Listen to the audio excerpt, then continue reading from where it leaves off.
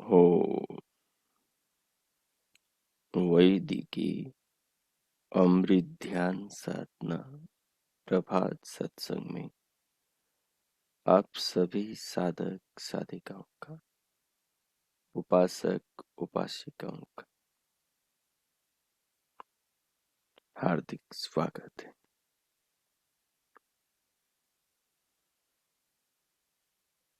आइए पूर्व की भांति आज की ब्रह्म वेला में, आज के ब्रह्म मुहूर्त में भी हम उन महान प्रभु पार ब्रह्म परमेश्वर सच्चिदानंद भगवान के अनंत गुणों का गान करते हुए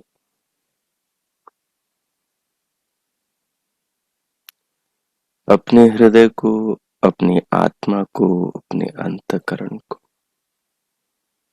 पावन करे, पवित्र करे, संस्कारित करे। हम बड़े सौभाग्यशाली हैं कि हमें मनुष्य का, मानव का शरीर मिला है और इस शरीर को पाकर भी हमें प्रभु का, सच्चिदानंद परमेश्वर का वेद मार्ग मिला है।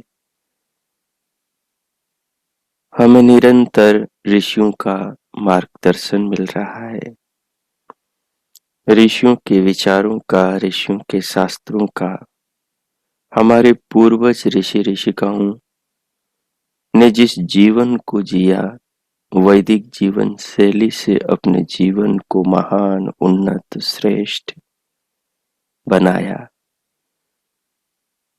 वह महान जीवन शैली आज हमें भी पढ़ने को, सुनने, समझने को मिल रही है। ये हमारा परम सौभाग्य है कि हम आत्म कल्याण के उस सुपथ पर चल रहे हैं जिस पर हमारे पूर्वज चले थे, जो मार्ग साक्षात भगवान ने हम मनुष्यों के कल्याण के लिए बनाया है। आइए इस सुपथ पर चलते हुए हम अपने पूर्वजों की उस जीवन शैली की पद्धति को, उस आत्मा को उन्नत करने वाली, आत्मा को परमात्मा से मिलाने वाली, इस मनुष्य जीवन को धन्य धन्य कर देने वाली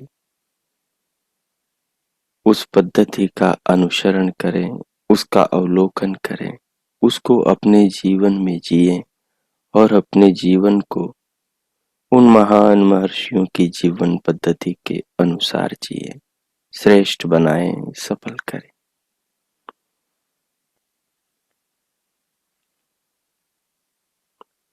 जिस भी आसन पर आप बैठे हैं, जो भी आलथी पालथी आपने लगा रखी है,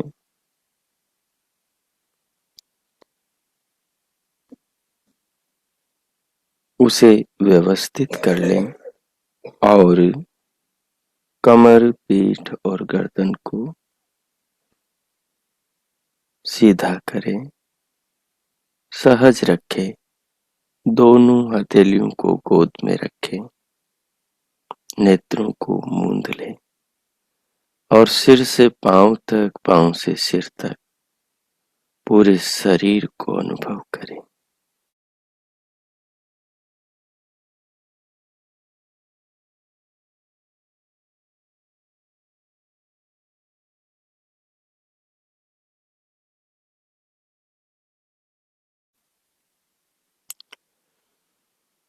पूरे शरीर को अनुभव करें।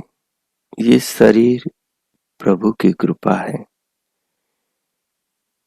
ये देह माता के गर्भ में भगवान ने, उस परम मां परमेश्वरी ने हमारे लिए बनाया है।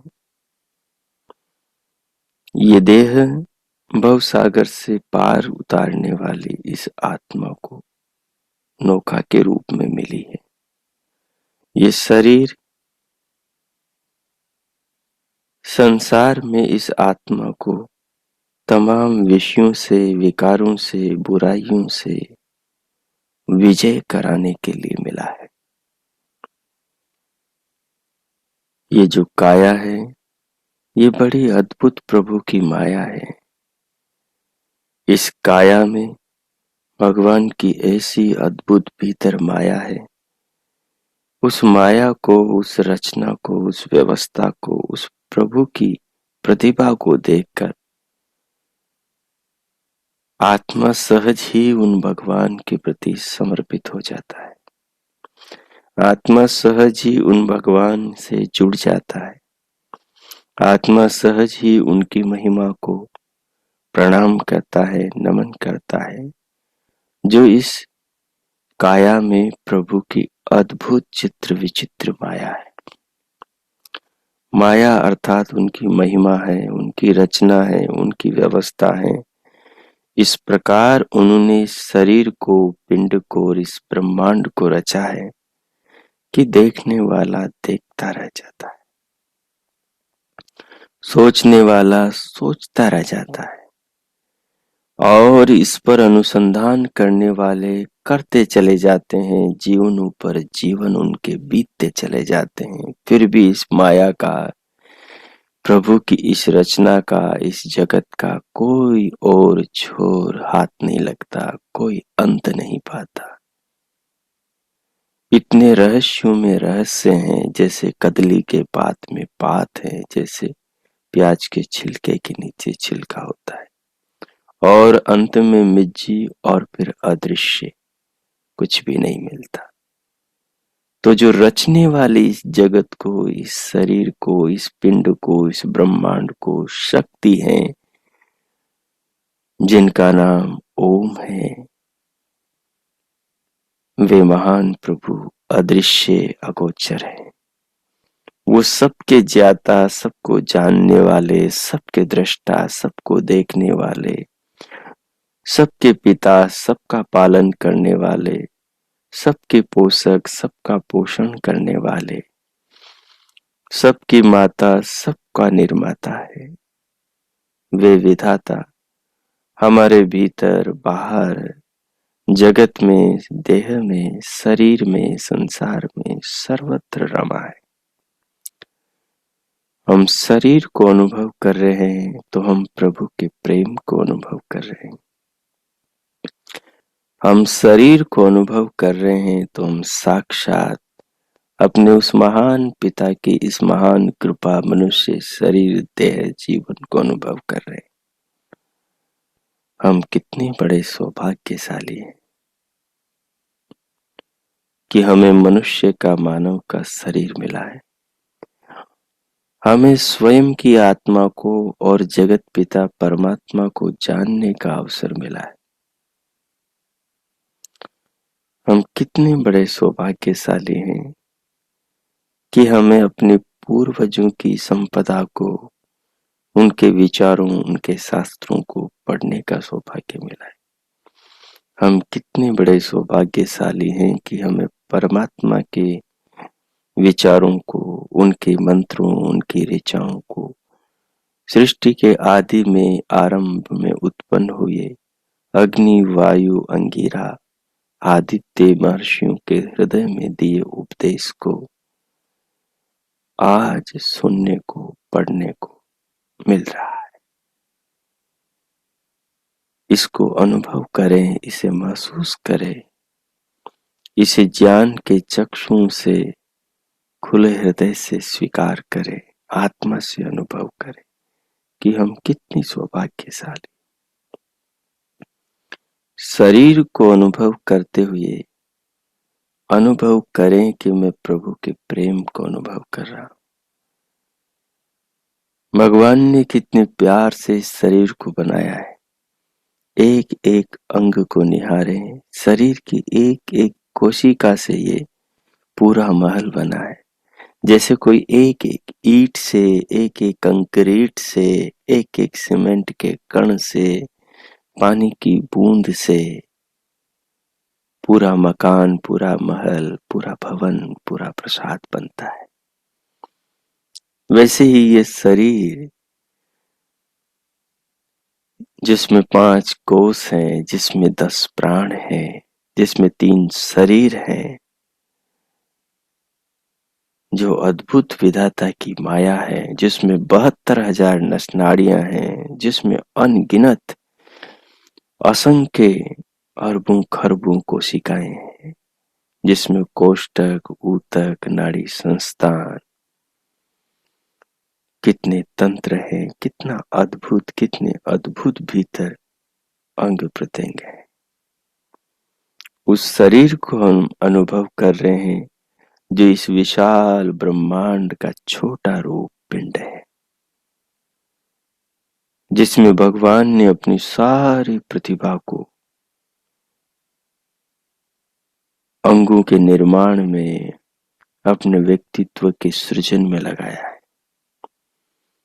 हम प्रभु की महानता को, प्रभु की महिमा को, प्रभु की ज्ञान संपन्नता और उनकी श्रेष्ठता को, उनकी अनंत बुद्धिमत्ता को इस देह की रचना से समझ सकते हैं।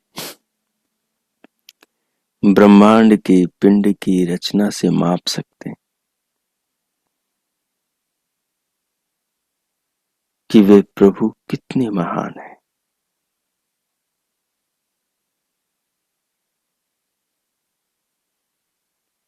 हमारे ऋषियों ने भगवान की इस महिमा को देखा, जाना, समझा, भीतर उतरे और वो क्या कहते हैं, प्रभु नेति नेति। आप अनंत हैं, आपकी रचना में जो विज्ञान है वो भी अनंत है। आपका ज्ञान भी अनंत है और आपका निर्माण भी, आपका कार्य भी अनंत है। सो उस महान अनंत प्रभु को भाव विभोर होकर जीवन में देखें। अब धीरे धीरे बाहर से भीतर श्वास ले, प्राणों को ले। प्राणों को लेते हुए सोचे नहीं, उन्हें अनुभव करें। उस अनुभूति से जो सुख मिलता है, उस सुख को लें भीतर।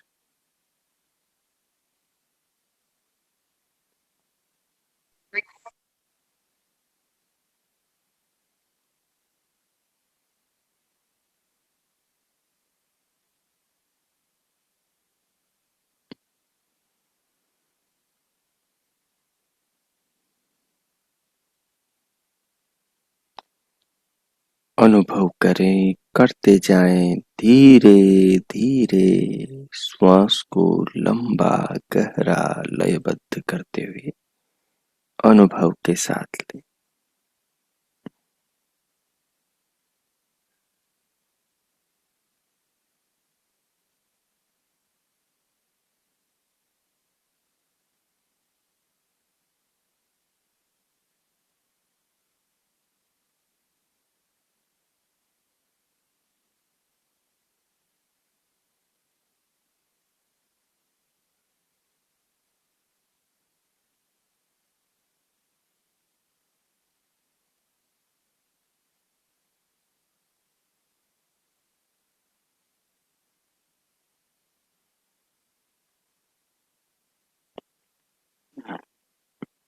जब श्वास ले लें, भीतर भर लें तो उसको थोड़ा रोकें।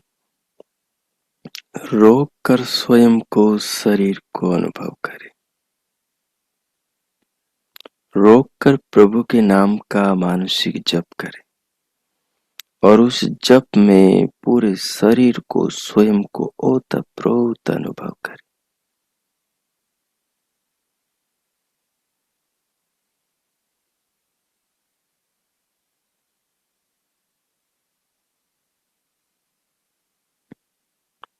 जब प्रश्वास को छोड़ने का मन करे, तब धीरे धीरे प्रश्वास को भीतर से बाहर छोड़ दें।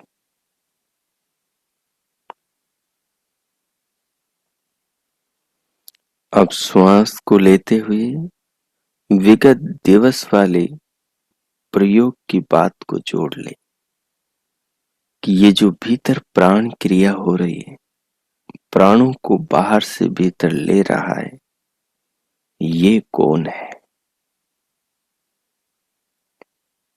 ये कौन है जो भीतर से भीतर प्राणों को बुला रहा है, भीतर प्राणों को ले रहा है, खींच रहा है, प्राणों की आवश्यकता को अनुभव कर रहा है।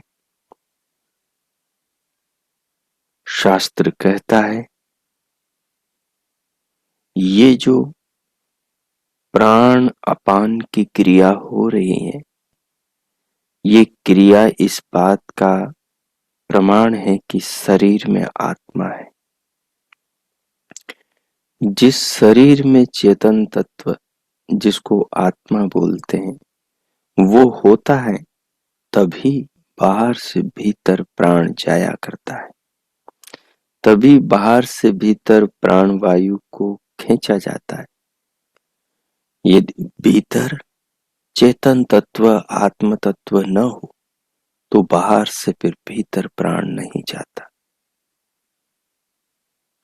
इस तत्व को अनुभव करें।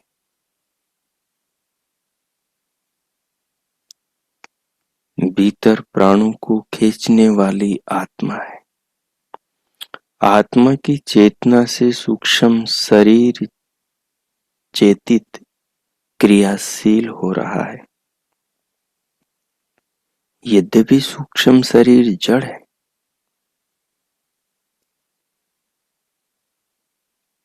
सूक्ष्म शरीर के अंदर चित्त है, बुद्धि है, अहंकार है और मन है।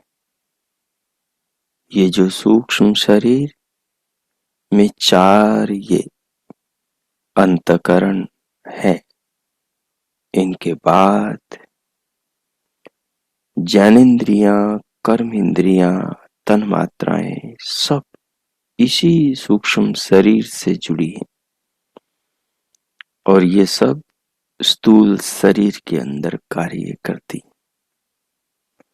तो स्थूल शरीर में जो चेतना काम कर रही है, जिस चेतना से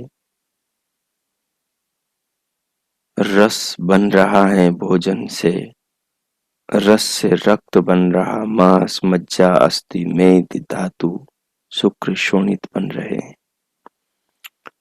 जिस चेतना से भोजन पच रहा है, जिस चेतना से शरीर में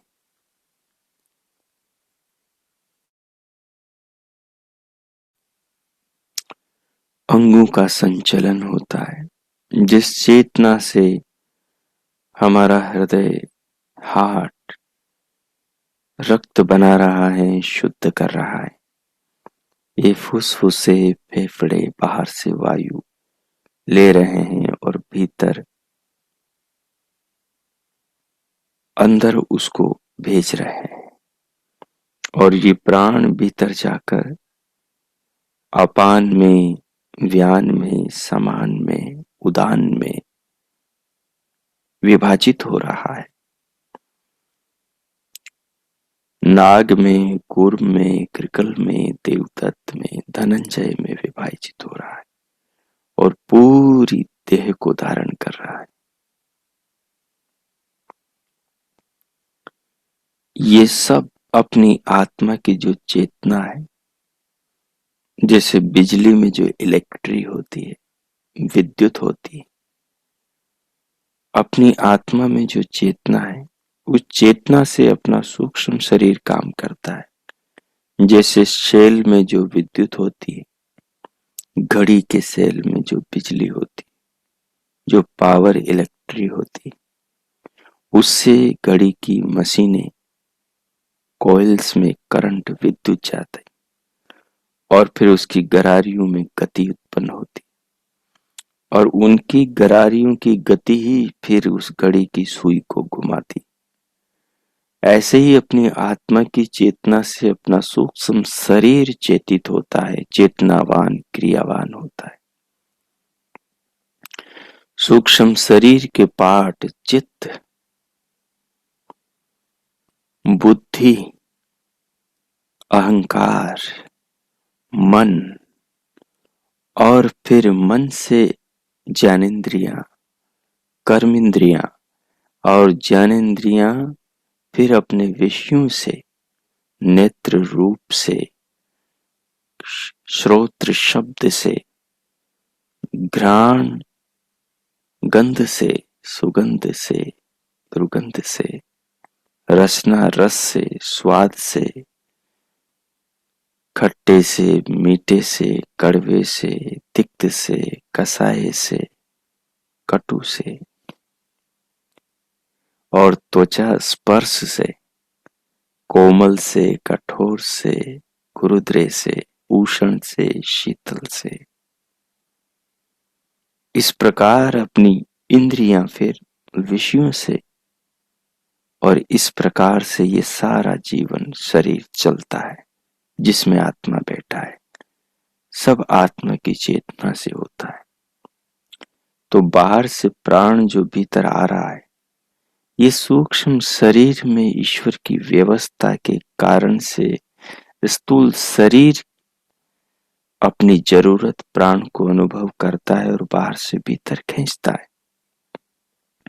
लेकिन सूक्ष्म शरीर में क्रिया आत्मा की चेतना से सूक्ष्म प्राण से उत्पन्न होती है और उस सूक्ष्म प्राण से स्थूल शरीर के अंदर बाहर से ये वायु रूपी प्राण आता है और इसी वायु रूपी प्राण के विभाजित होकर फिर भीतर 5 प्राण हो जाते।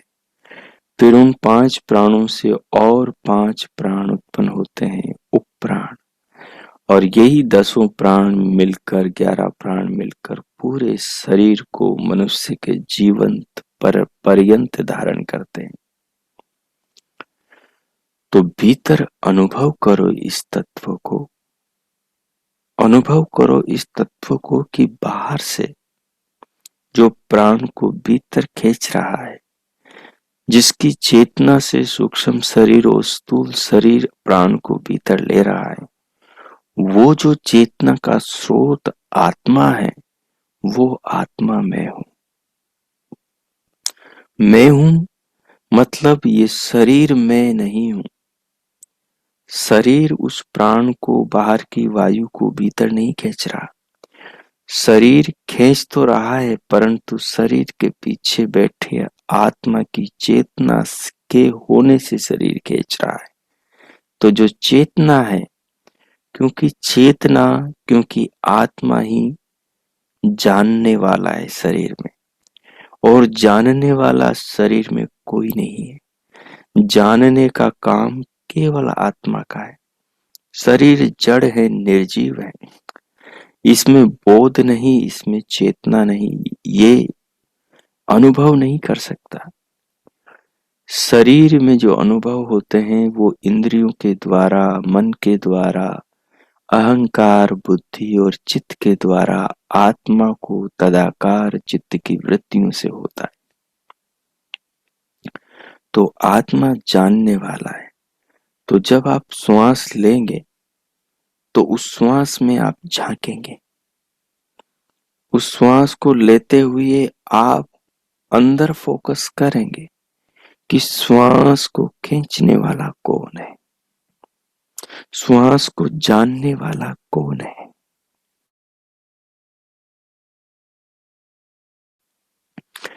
भीतर श्वास को कोई जान रहा है। जब श्वास दोनों नथुनों से, नासापुटों से, नाक की अंदर की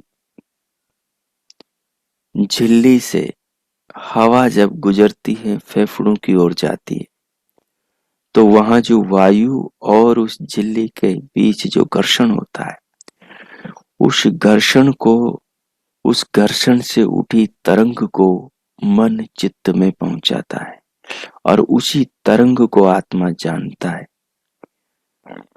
वो तरंग वो तरंग भीतर जाने वाली श्वास के अनुसार उठती है। अगर श्वास उष्ण हुई तो तरंग भी उष्ण होगी। वो श्वास यदि शीतल हुई तो तरंग भी शीतल होगी। वो श्वास यदि उस श्वास में यदि कुछ बाहर से फूलों की सुगंध मिली होगी, फूलों की सुगंध के कण मिले होंगे, तो फिर वो तरंग स्पर्श के साथ में फूलों की उस गंध वाली भी होगी। तो गंध का अनुभव आत्मा अलग करेगा और स्पर्श का अनुभव आत्मा अलग करेगा। स्पर्श का अनुभव त्वक इंद्रिय से होगा, गंध का अनुभव घ्राण इंद्रिय से होगा। नाक के अंदर दो इंद्रियां काम कर रही है। एक इंद्रिय त्वक इंद्रिय, त्वचा इंद्रिय, जो पूरे शरीर में फैली हुई है। दूसरी इंद्रिय है घ्राण इंद्रिय, जो गंध की, सुगंध की, दुर्गंध की अनुभूति आत्मा को कराती। लेकिन जो वायु की शीतलता की, उष्णता की अनुभूति कराती है, वो त्वक इंद्रिय है। इनके अंतर को समझेंगे, स्पष्ट पकड़ पाएंगे। तो अनुभव करने वाला, जानने वाला उस तरंग को आत्मा है और इसको प्रत्यक्ष आप अनुभव करेंगे। पीछे भी हमने कई प्रकारों से इस तत्व को कि आत्मा कैसे अनुभव करता है जाना था। अभी इस प्रकार जानेंगे। तो अब श्वास लेंगे, क्योंकि शास्त्र ने कहा है, भगवान ने, ईश्वर ने, परमेश्वर ने कहा है कि शरीर में आत्मा कैसा है। शरीर में आत्मा कैसा है? अनिल स्वरूप वाला है। अनिल का अर्थ है जो अनप्राण ने, जो प्राणों को भीतर खींचता है, प्राण क्रिया करता है, वो आत्मा है। तो भीतर जो प्राणों को खींच रहा है, भीतर से जो प्राण को, प्रश्वास को, प्राण को भीतर से बाहर निकाल रहा है, अपान को, वो आत्मा है। तो अब इसी पर केंद्रित होकर जो बातें सुनी आपने, इनके भाव पर केंद्रित होकर आप 5 मिनट प्रयोग करेंगे। बहुत ज्यादा विचार नहीं करना। अनुभव से जो विचार उठे, अनुभव से जो ज्ञान उठे, उस ज्ञान को अनुभव करना है। विचार में ही नहीं लग जाना, अनुभूति को मत छोड़ना। अब प्रयोग करेंगे आप, मैं 5 मिनट मौन होता हूं। ओ कीजिए।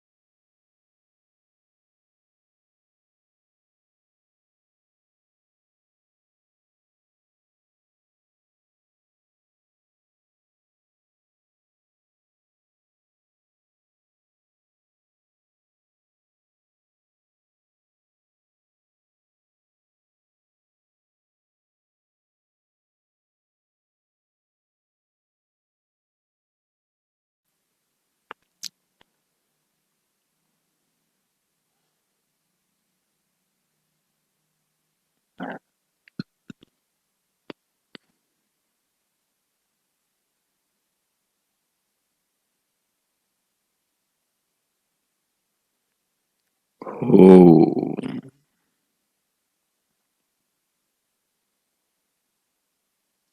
हो। इस प्रकार प्राण क्रिया द्वारा स्वयं को समझने का प्रयास यत्न करते हुए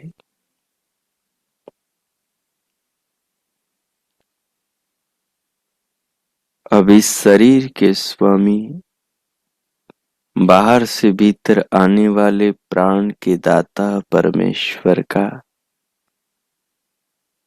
हृदय से, आत्मा से आभार धन्यवाद प्रकट कीजिए, जिन विधाता ने ये मानव का, मनुष्य का, धरती की सर्वोत्तम अपनी रचना, मानुषी काया, ये देह हम आत्माओं को प्रदान करी है, उस विधाता का धन्यवाद कीजिए,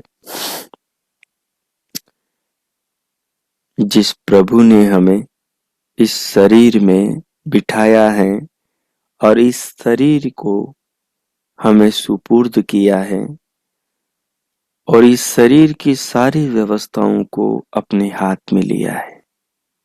ये बात ठीक वैसी ही है जैसे कोई हमें एक पूरी संस्था बना कर दे और उस संस्था का हमें एचएम, उस समय संस्था का हमें हेड बना दे, प्रधान बना दे और उसके बाद में उस सारी संस्था की सारी व्यवस्था को, वो सिस्टम, वो व्यक्ति देखे और हमें बस उस संस्था के अंदर कार्य करना हो।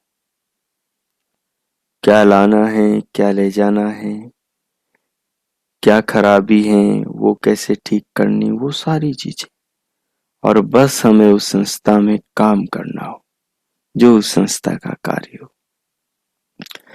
वैसे ही हमारा शरीर है, शरीर को भगवान बनाते, आत्मा को शरीर में भगवान बैठाते और आत्मा की चेतना से शरीर काम करता है। कुछ मनुष्य की इच्छा के अनुसार जो मनुष्य करता है, उससे इस शरीर का कैसे पालन पोषण करना है वो भगवान करते हैं। वो जिम्मेदारी मनुष्य के हाथ में नहीं। मनुष्य को जीवन को जीने की, खाने पीने की, पहनने ओढ़ने की स्वतंत्रता दी है। कर्म करने में वो स्वतंत्र है, परंतु फल भोगने में वो परतंत्र है। जैसा उसने किया वैसा उसको फल मिलेगा। भगवान ने अच्छा करने का, अच्छी जीवन शैली को अपनाने का अवसर दिया। खुद स्वयं ने, भगवान ने मनुष्य को कल्याण का, आत्म उत्थान का मार्ग बताया। वेद के अंदर, अपने ज्ञान के अंदर प्रभु ने मनुष्य के लिए सर्वोत्तम श्रेष्ठ जीवन की शैली प्रदान करी, जीवन पद्धति प्रदान करी, 16 संस्कारों वाली, आत्मा को परमात्मा से जोड़कर मुक्ति और परमानंद की प्राप्ति कराने वाली। परंतु मनुष्य यदि ज्ञान के पथ से भटक कर जानबूझ करके कुपथ पर चले तो उसका परिणाम मनुष्य स्वयं प्राप्त करेगा। उसे पाना ही होगा, नियम ईश्वर का ऐसा ही है। तो मनुष्य स्वतंत्र है अच्छा बुरा करने में, लेकिन उसका फल देने में, वो फल पाने में परतंत्र है। फल अपनी इच्छा से नहीं ले सकता, कर्म अपनी इच्छा से कर सकता है। फल कर्मों के अनुसार होगा, कर्म को बदल कर फल को बदल सकता है। वो निम्न से ऊंचाई की ओर जा सकता है, वो गलत से अच्छाई की ओर जा सकता है, वो मिथ्या से सत्य की ओर बढ़ सकता है, वो अंधकार से प्रकाश की ओर जा सकता है, वो मृत्यु की ओर से, जन्म मरण के बंधनों से छुटकारा पाकर अमरत्व की ओर, परमानंद की ओर, मोक्ष की ओर, अपवर्ग की ओर, निर्वाण की ओर, मुक्ति की ओर जा सकता है। मनुष्य को ये भगवान ने स्वतंत्रता दी। मनुष्य की आत्मा को भगवान ने शरीर में बिठाया और इस शरीर की सारी जिम्मेदारियां कि कैसे मस्तिष्क चलेगा, कैसे आदमी सोचेगा, कैसे उसकी इंद्रियां काम करेगी, कैसे उसका लंग्स, कैसे उसके फेफड़े, कैसे उसके गुर्दे, लीवर, किडनी, हार्ट, 72,000 नस नाड़ियां, रक्त, ब्लड, सब कुछ कैसे काम करेंगे, सबको प्रभु ने स्वयं संभाला। और मनुष्य को इस विशाल जगत में वेद का ज्ञान देकर जीवन को उत्तम तरीके से जीने के लिए प्रेरित किया। अब उसके बाद मानव कैसे जीवन जीता है वो उसके ऊपर है। सो आइए भगवान की उस आत्म कल्याण की पद्धति को हम फिर से समझें और उस राह पर आगे बढ़े।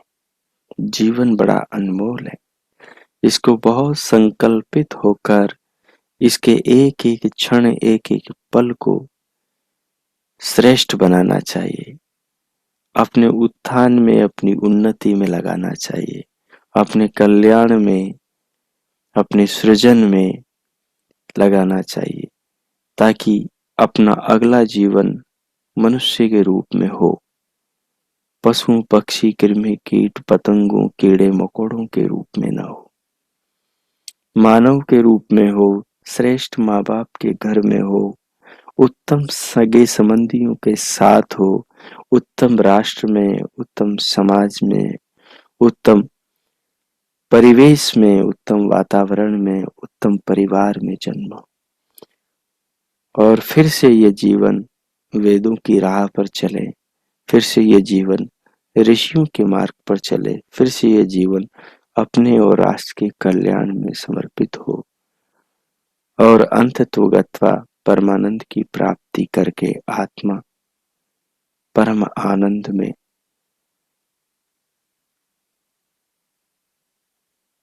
अपने आप को आनंदित अनुभव करे, जीवन को सफल करे।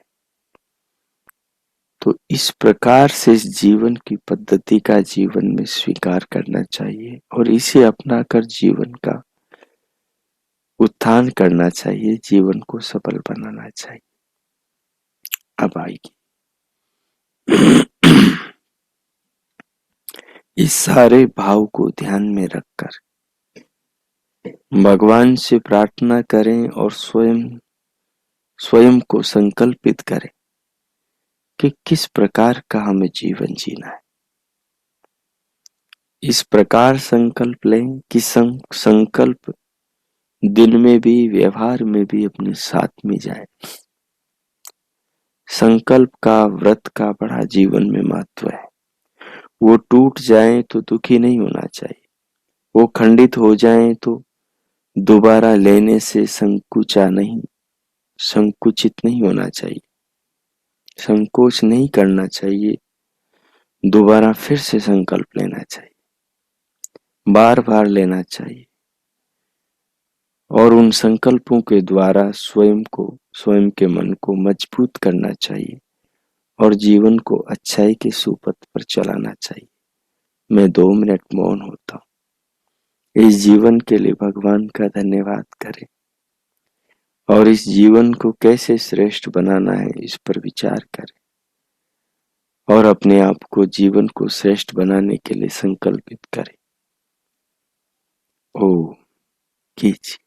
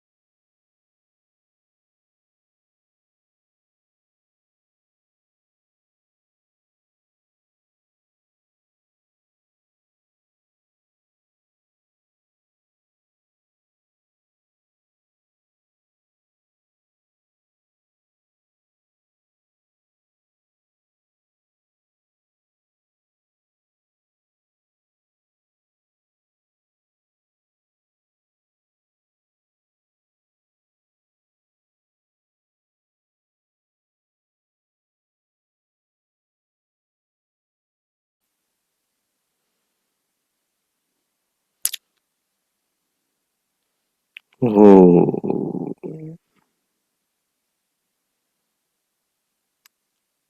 हो इस प्रकार उन महान प्रभु का धन्यवाद करते हुए उनसे मिले जीवन के लिए, शरीर के लिए, प्राणों के लिए, उनके बनाए मार्ग के लिए प्रभु का धन्यवाद करते हुए उनके प्रति श्रद्धा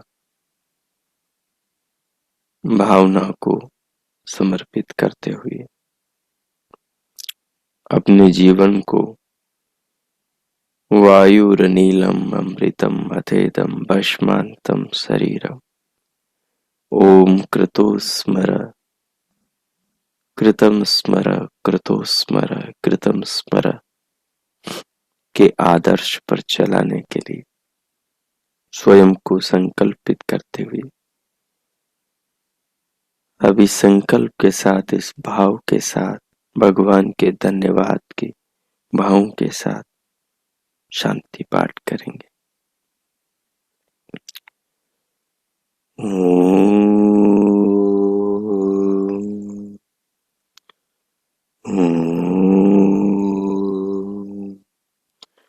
शांति शांति शांति ओम।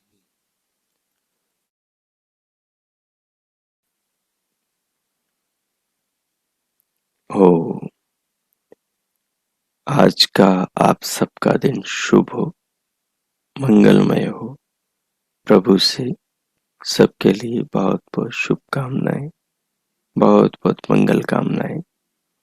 परमात्मा की कृपा से हम सब अध्यात्म के, आत्म कल्याण के, वेद के इस सुपथ पर ऋषियों के मार्गदर्शन में आगे बढ़ते जाए। जीवन को अपने लिए, परिवार के लिए, समाज, देश, राष्ट्र, विश्व के लिए कल्याणकारी बनाए। अंतिम दिन हमें इस जीवन पर पछतावा न हो। अंतिम दिन हमारा जीवन हमें बोझ न लगे। इस प्रकार का जीवन हम जिए, इस प्रकार के संकल्प हम करें। हमारा जीवन, व्यक्तित्व प्रेरणादायी बने, अपने लिए और समाज के लिए प्रेरणा का स्रोत बने। भगवान से बहुत बहुत मंगल कामनाएं। इति ओम शांति। अब अपनी अंतस जागरूकता को भीतर से बाहर लाएं, अंतस चेतना को देह पर लाएं। दोनों हथेलियों का परस्पर घर्षण करें। उष्ण हथेलियों से पूरे मुखमंडल का स्पर्श करें और उंगलियों के मध्य से पलकें खोलते हुए फिर भीतर से बाहर आ जाए। ओ आज के पाठ को इतना ही रखते हैं। ओम शांति।